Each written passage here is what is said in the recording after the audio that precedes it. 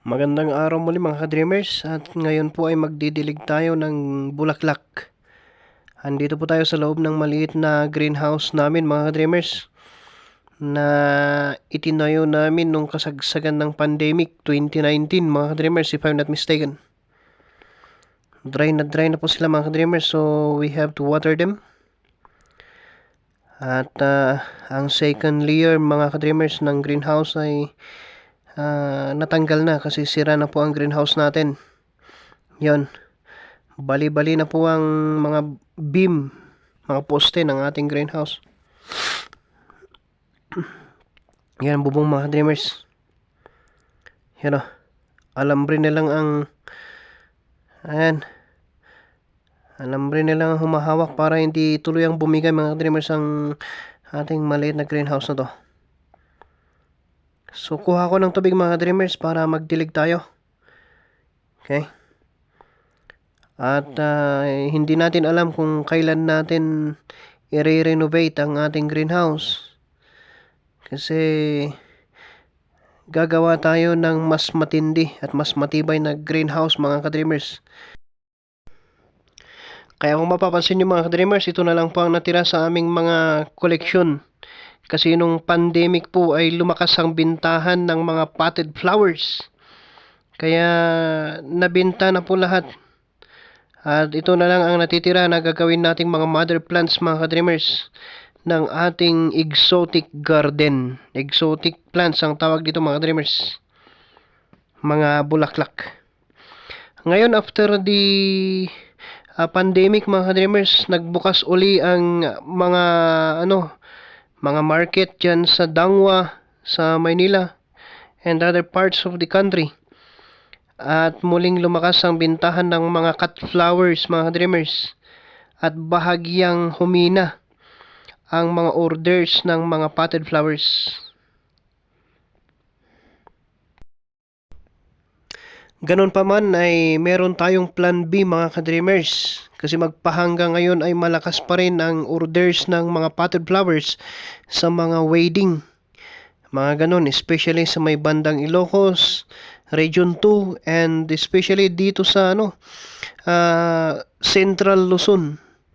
Ang kailangan lang natin ay magparami mga dreamers ng mga potted flowers natin and maghanap ng mga orders, maghanap ng mga customers para hindi masayang ang ating mga koleksyon na pinaghirapan nating ipunin nung panahon ng pandemic mga dreamers.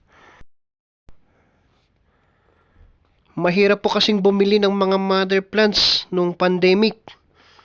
Ang naalala ko may mga mother plants na 1,000 isang pot. 1,000 isang piraso. May mga mother plants na 2,000 pesos mga ka-dreamers ang isang pot. And merong mga cactus mga ka-dreamers.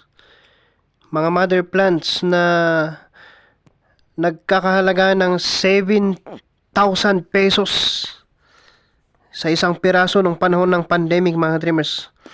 Okay, so didiligan natin tong greenhouse natin.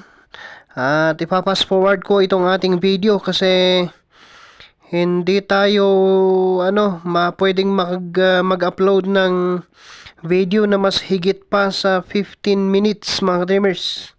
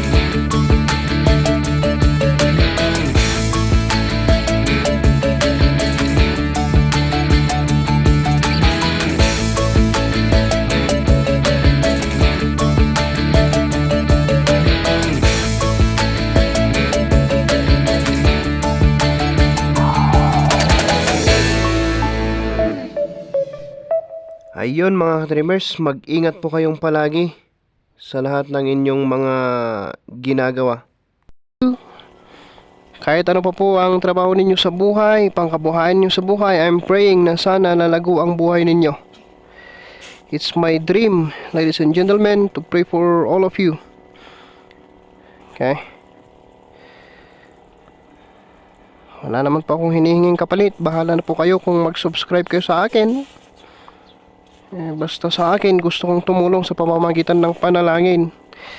I'm praying that lahat tayo ay magkaroon ng mga pagpapala sa buhay natin.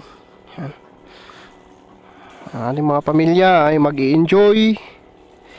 So sana ang Panginoon ang mapa sa ating lahat. God bless you mga dreamers, and kita-kits po tayo sa next video natin. Ayan.